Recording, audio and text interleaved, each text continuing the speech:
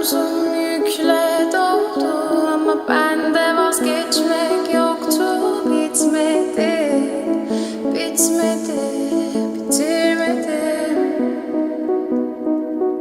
Ben özel değilim ya da öyle bir şey ama sen varken hep böyle hissettim, böyle hissettim. Yanan her şey gülmüyor olmalı, bunu sen de hatırlarsın da artık